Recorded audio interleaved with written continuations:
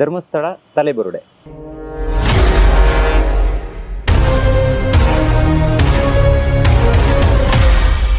ಕೆಲವು ನಂಬಿಕೆಗಳನ್ನ ಬದುಕಲ್ಲಿ ಅಳವಡಿಸ್ಕೊಂಡು ಬಂದಿರೋರು.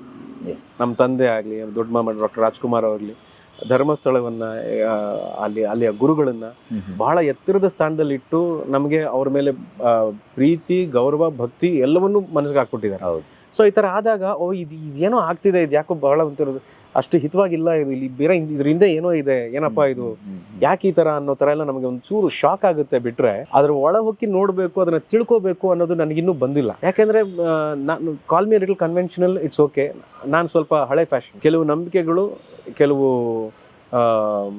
ವಿಶ್ವಾಸ, ಭಕ್ತಿ ಎಲ್ಲ ನನಗೆ ಅದು ಹಾಗೆ ಇರಬೇಕು.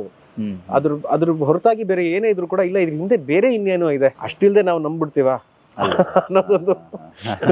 ಅನ್ನೋದೊಂದು ಭಾವನೆ ಇರುತ್ತೆ. ಬಟ್ ಇವತ್ತಿಗೂ ಕೂಡ ನಾನು ಅದೇ ಕೇಳ್ಕೊಳ್ಳೋದು, ಧರ್ಮಸ್ಥಳ ಅಂದ್ರೆ, ಧರ್ಮಸ್ಥಳ ಮಂಜುನಾಥೇಶ್ವರ ಅಂತ ಹೇಳಿದ್ರೆ ಎಲ್ರಿಗೂ ಕೂಡ ನಂಬಿಕೆ ಆಗಿದೆ, ಭರವಸೆ ಆಗಿದೆ, ಜೀವನ ಆಗಿದೆ, ಒಂದು ಕಲಿಕೆ ಆಗಿದೆ. ಪ್ರಾಮಾಣಿಕತೆ ಏನು ಅಂತ ಹೇಳಿದ್ರೆ ಧರ್ಮಸ್ಥಳ ಅಂತ ಹೇಳ್ತೀವಿ, ಸತ್ಯತೆ ಏನು ಹೇಳಬೇಕು ಅಂತ ಹೇಳಿದ್ರೆ ಧರ್ಮಸ್ಥಳ ಅಂತ ಹೇಳ್ತೀವಿ.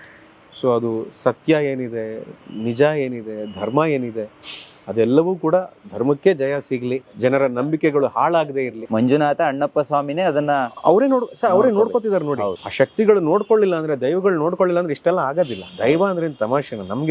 ನಮಗೆ ಜೈ ಸ್ವಾಮಿ ಕೊರಗಜ್ಜ, ನನಗೆ ಅದನ್ನ ಪರಿಚಯ ಮಾಡಿ ನನ್ನ ಹೆಂಡತಿ, ಅಗಾಢವಾದ ನಂಬಿಕೆ. ಅವಳಿಗೆ ಕೊರಗಜ್ಜ ಅಂದ್ರೆ ಅಷ್ಟು ಪ್ರೀತಿ, ಕೊರಗಜ್ಜ ಅಂದ್ರೆ ಅಷ್ಟು ಪ್ರೀತಿ ನನಗೆ. ಅವಳಿಂದ ನನಗೆ ಕೊರಗಜ್ಜ ನನಗೆ ಆಶೀರ್ವಾದ ಮಾಡ್ತಿದ್ದಾನೆ ಅಂತ ಹೇಳಿದ್ರೆ ಅದರಲ್ಲಿ ಯಾವುದೇ ಅತಿಶಯೋಕ್ತಿ ಇಲ್ಲ.